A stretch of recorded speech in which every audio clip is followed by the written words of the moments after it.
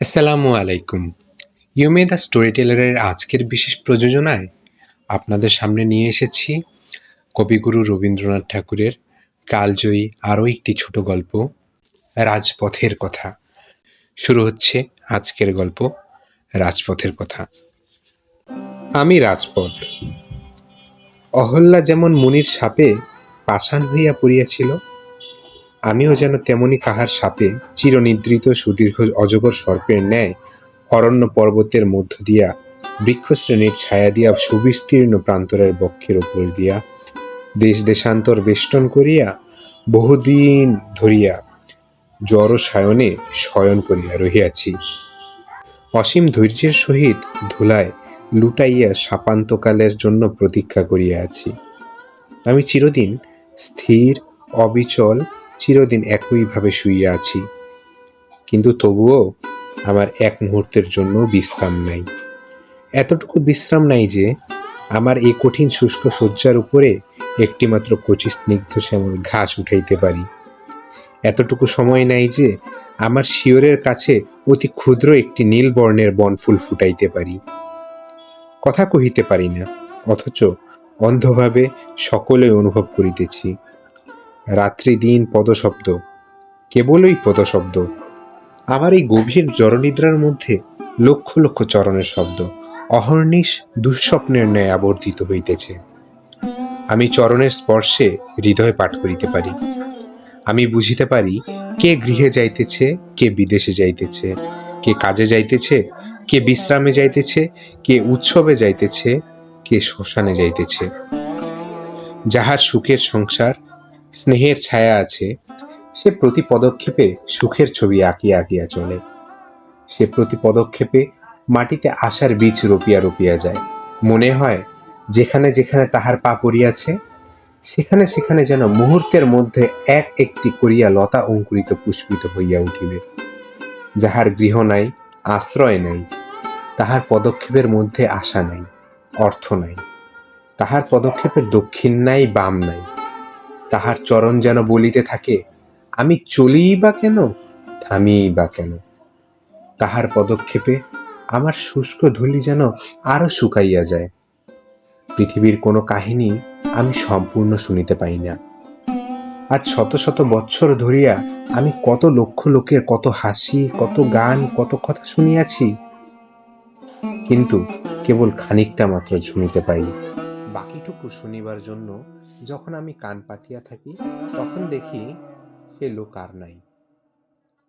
এমন কত বৎসরের কত ভাঙা কথা, ভাঙা গান আমার ধূলির সহিত উড়িয়া বেড়াইতেছে। তাহা কি কেহ জানিতে পায়?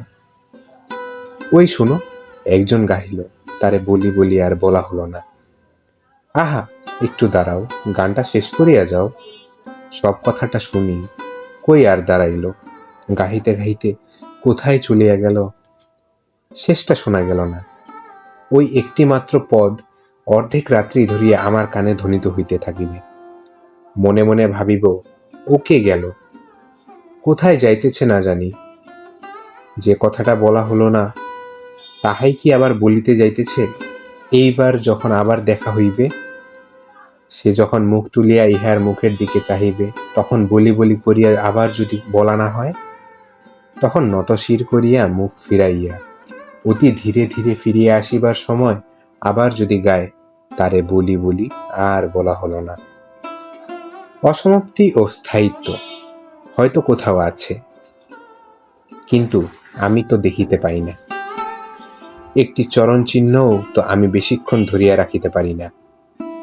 অবিশ্রাম চিহ্ন পড়িতেছে, আবার নূতন পদ আসিয়া অন্য পদের চিহ্ন মুছিয়া যাইতেছে।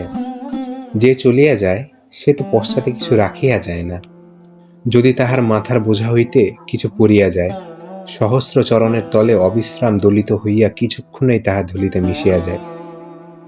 তবে এমনও দেখিয়াছি বটে, কোনো কোনো মহাজনের পুণ্যস্তূপের মধ্য হইতে এমন সকল অমর বীজ পড়িয়া গেছে, যাহা ধুলিতে পড়িয়া অঙ্কুরিত ও বর্ধিত হইয়া আমার পার্শ্বে স্থায়ী রূপে বিরাজ করিতেছে এবং নূতন পথিক দিগকে ছায়াদান করিতেছে।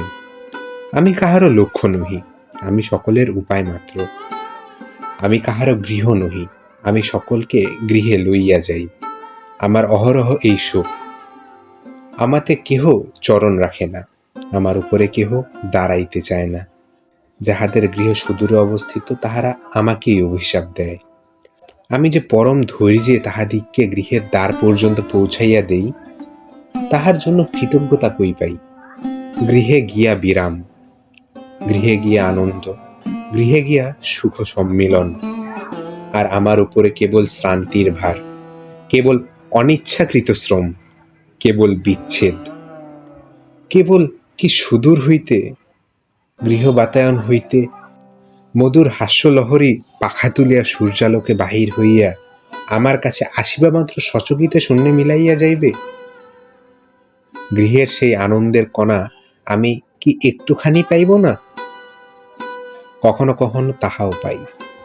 বালক বালিকারা হাসিতে হাসিতে কলরব করিতে করিতে আমার কাছে আসিয়া খেলা করে। তাহাদের গৃহের আনন্দ তাহারা পথে লইয়া আসে। তাহাদের পিতার আশীর্বাদ, মাতার স্নেহ গৃহ হইতে বাহির হইয়া পথের মধ্যে আসিয়াও যেন গৃহ রচনা করিয়া দেয়। আমার ধূলিতে তাহারা স্নেহ দিয়া যায়, আমার ধূলিকে তাহারা রাশীকৃত করে। ও তাহাদের ছোট ছোট হাতগুলি দিয়া সেই স্তূপকে মৃদু মৃদু আঘাত করিয়া পরম স্নেহে ঘুম পাড়াইতে চায়। বিমল হৃদয় লইয়া বসিয়া বসিয়া তাহার সহিত কথা কয়। হায় হায়, এত স্নেহ পাইয়াও সে তাহার উত্তর দিতে পারে না। ছোট ছোট কোমল পাগুলি যখন আমার উপর দিয়া চলিয়া যায়, তখন আপনাকে বড় কঠিন বলিয়া মনে হয়।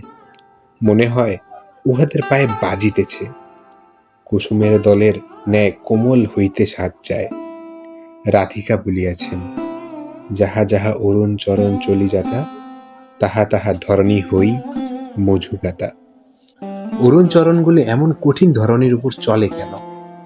কিন্তু তা যদি না চলিত, তবে বোধ করি কোথাও শ্যামল তৃণ জন্মিত না।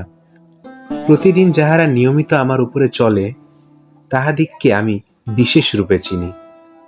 তাহারা জানে না তাহাদের জন্য আমি প্রতীক্ষা করিয়া থাকি। আমি মনে মনে তাহাদের মূর্তি কল্পনা করিয়া লইয়াছি।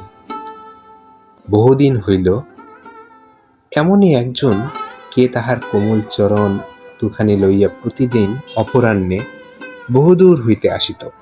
ছোট দুটি নুপুর রুনুঝুনু করিয়া তাহার পায়ে কাঁদিয়া কাঁদিয়া বাজিত। বুঝি তাহার ঠোঁট দুটি কথা কহিবার ঠোঁট নহে, বুঝি তাহার বড় বড় চোখ দুটি সন্ধ্যার আকাশের মতো বড় ম্লান ভাবে মুখের দিকে চাহিয়া থাকিত।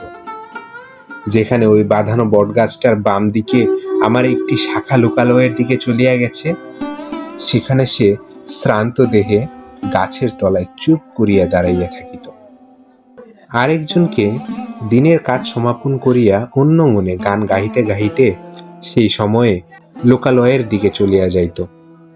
সে বোধ করি কোনো দিকে চাহিত না, কোনোখানে দাঁড়াইত না, হয়তো বা আকাশের তারার দিকে চাহিত। তাহার গৃহের দ্বারে গিয়া পূরবী গান সমাপ্ত করিত। সে চলিয়া গেলে বালিকা শ্রান্ত পদে আবার যে পথ দিয়ে আসিয়াছিল সেই পথে ফিরিয়া যাইত। বালিকা যখন ফিরিত তখন জানিতাম অন্ধকার হইয়া আসিয়াছে। সন্ধ্যার অন্ধকার হিমস্পর্শ সর্বাঙ্গে অনুভব করিতে পারিতাম। তখন গোধূলির কাকের ডাক একেবারে থামিয়া যাইত। পথিকেরা আর কেহ বড় চলিত না। সন্ধ্যার বাতাসে থাকিয়া থাকিয়া বাঁশবন ঝরঝর ঝরঝর শব্দ করিয়া উঠিত। এমন কতদিন, এমন প্রতিদিন। সে ধীরে ধীরে আসিত, ধীরে ধীরে যাইত। একদিন ফাল্গুন মাসের শেষাশেষি অপরাহ্নে যখন বিস্তর অম্রমুকুলের কেশর বাতাসে ঝরিয়া পড়িতেছে, তখন আরেকজন যে আসে সে আর আসিল না। সেদিন অনেক রাত্রে বালিকা বাড়িতে ফিরিয়া গেল। যেমন মাঝে মাঝে গাছ হইতে শুষ্ক পাতা ঝরিয়া পড়িতেছিল, তেমনি মাঝে মাঝে দুই এক ফোঁটা অশ্রু জল আমার নীরস তপ্ত ধূলির উপরে পড়িয়া মিলাইতেছিল। আবার তাহার পরদিন অপরাহ্নে বালিকা সেইখানে সেই তরুতলে আসিয়া দাঁড়াইল, কিন্তু সেদিনও আর একজন আসিল না। আবার রাত্রে সে ধীরে ধীরে বাড়ি মুখে ফিরিল। কিছু দূরে গিয়া আর সে চলিতে পারিল না। আমার উপরে ধূলির উপরে লুটাইয়া পড়িল। দুই বাহুতে মুখ ঢাকিয়া মুখ বুক ফাটিয়া কাঁদিতে লাগিল। কে গা মা, আজি এই বিজন রাত্রে আমার বক্ষেও কি কেহ আশ্রয় লইতে আসে? তুই যাহার কাছ হইতে ফিরিয়া আসিলি, সে কি আমার চেয়েও কঠিন?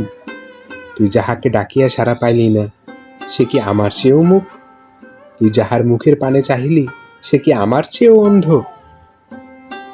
বালিকা উঠিল, দাঁড়াইল, চোখ মুছিল, পথ ছাড়িয়া পার্শ্ববর্তী বনের মধ্যে চলিয়া গেল। হয়তো সে গৃহে ফিরিয়া গেল, হয়তো এখনো প্রতিদিন শান্ত মুখে গৃহের কাজ করে, হয়তো সে কাহাকেও কোনো দুঃখের কথা বলে না, কেবল এক একদিন সন্ধ্যাবেলায় গৃহের আঙ্গনে চাঁদের আলোতে পা ছড়াইয়া বসিয়া থাকে। কেহ ডাকিলেই আবার তখন চমকিয়া উঠিয়া ঘরে চলিয়া যায়। কিন্তু তাহার পরদিন হইতে আজ পর্যন্ত আমি আর তাহার চরণ স্পর্শ অনুভব করি নাই। এমন কত পদশব্দ নীরব হইয়া গেছে, আমি কি এত মনেরা করিয়া রাখিতে পারি? কেবল সেই পায়ের করুণ নূপুরধ্বনি এখনো মাঝে মাঝে মনে পড়ে। কিন্তু আমার কি আর একদণ্ড শোক করিবার অবসর আছে? শোক কাহার জন্য করিব? এমন কত আসে কত যায়, কি প্রখর রৌদ্র! উহু হু হু। একবার নিঃশ্বাস ফেলিতেছি, আর তপ্ত ধুলা সুনীল আকাশ ধূসর করিয়া উড়িয়া যাইতেছে। ধনী দরিদ্র সুখী দুঃখী জরা যৌবন হাসি কান্না জন্ম মৃত্যু সমস্তই আমার উপর দিয়া একই নিঃশ্বাসে ধূলির স্রোতের মতো উড়িয়া চলিয়াছে। এই জন্য পথের হাসিও নাই, কান্নাও নাই। গৃহই অতীতের জন্য শোক করে, বর্তমানের জন্য ভাবে, ভবিষ্যতের আশাপথ চাহিয়া থাকে। কিন্তু পথ প্রতি বর্তমান নিমেষের শত সহস্র নূতন অভ্যাগতকে লইয়াই ব্যস্ত। এমন স্থানে নিজের পদগৌরবের প্রতি বিশ্বাস করিয়া অত্যন্ত সদর্ভে পদক্ষেপ করিয়া কে নিজের চিরচিহ্ন রাখিয়া যাইতে প্রয়াস পাইতেছে। এখানকার বাতাসে যে দীর্ঘশ্বাস ফেলিয়া যাইতেছ, তুমি চলিয়া গেলে কি তাহারা তোমার পশ্চাতে পড়িয়া তোমার জন্য বিলাপ করিতে থাকিবে? নূতন অতিথিদের চোখে অশ্রু আকর্ষণ করিয়া আনিবে? বাতাসের উপরে বাতাস কি স্থায়ী হয়? না না, বৃথা চেষ্টা। আমি কিছুই পড়িয়া থাকিতে দেই না, হাসিও না, কান্নাও না, আমিই কেবল পড়িয়া আছি।